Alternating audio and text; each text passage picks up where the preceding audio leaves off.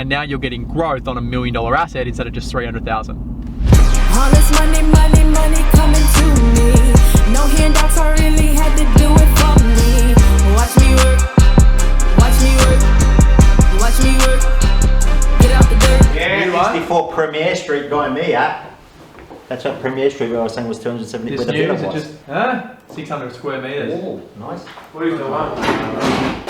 Mate, going to look at a pre-market property for a client in Randwick. So these clients are owner-occupier clients.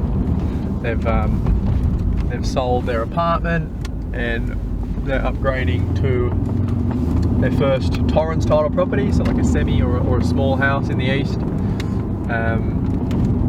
You know, and it's super interesting because we obviously talk a lot about real estate investing and how you can make all the money in the world through investing and all the rest of it if you invest right. The funny thing is, most Australians will make the majority of their wealth, or when they retire, the majority of their wealth will be tied up in their owner-occupier properties. And the reason for that, and the reason they do so well, is because when people buy owner-occupier properties, they buy with emotion, and they buy because they want to live in the right street, in the right suburb, and close to schools and all the rest of it, which means they usually buy a more premium asset as opposed to buying an investment which they don't have an emotional attachment to. And it very much aligns with that philosophy, right? Because if most people do super well through their owner-occupier property and not so well through their investments, the only difference is their owner-occupier property usually costs them a little bit more money, it's usually a little bit more blue chip, and they buy it because of personal reasons, which means it has owner-occupier appeal.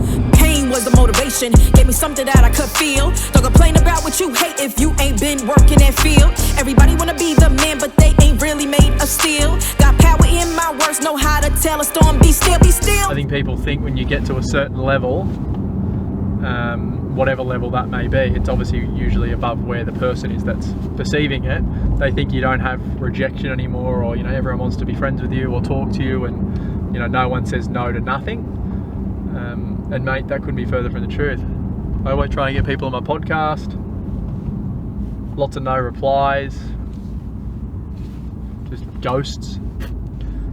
And you might send 50 emails or try and send 50 messages, and one of those people may reply, and you only need one relationship. And I think it goes back to the relationship thing, like podcasts are great because you meet people, and instead of having to say let's go for a coffee or something that doesn't really add a lot of value to that person, whereas if you ask me if you want to come on your podcast, one, there's a little bit of ego attached to it. People love talking about themselves naturally, and I'm one of those people, obviously.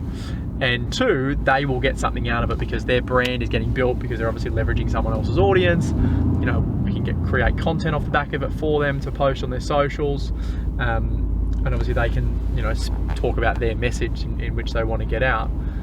But then you build, for us in it, our selfish desire out of it is that you build a relationship with someone that you probably wouldn't have been able to build a relationship with previous to that.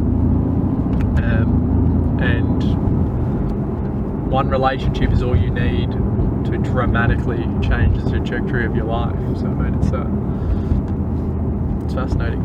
They picking sides, they crossing the line. I stick to the truth, I'm one of a kind. Gave it a God and follow his signs. Now all of a sudden I'm stuck in my prime. I'm wishing them well, I threw them a dime. They stuck in the shell, they're drowning with time. You see the game, we still undefined. If they coming at us, they better rewind. Yeah, walking around with drip on me, gotta make sure I don't fall.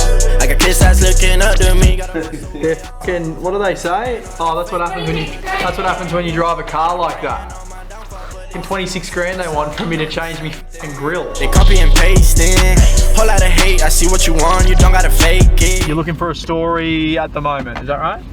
Yeah, so ideally a first home buyer, or it doesn't have to be a first home buyer? Yeah, I mean a first home buyer would be yeah. Yeah, okay. Mate, easy done. I'll let me ring some of my clients and then I'll send you a number, and once I send you the number, they've given you permission to call them, alrighty? No dramas. Make sure I get a good hook in it, huh? Absolutely will do. Rug pull, do you know what it is? Yeah, well, somebody sets it up and then pulls it out. Yeah, because I watched this guy's video on Instagram. He goes, look, I was watching this one. He goes, it was up to here. He goes, next minute, it's down to 0. And the other guy goes, it's a rug pull, mate. It was fraudulent. I'm wishing them well, I threw them a dime. They stuck in the shell, they're drowning with time. Flamingo Sundays. First meeting at 7:30 with a client. Haircut.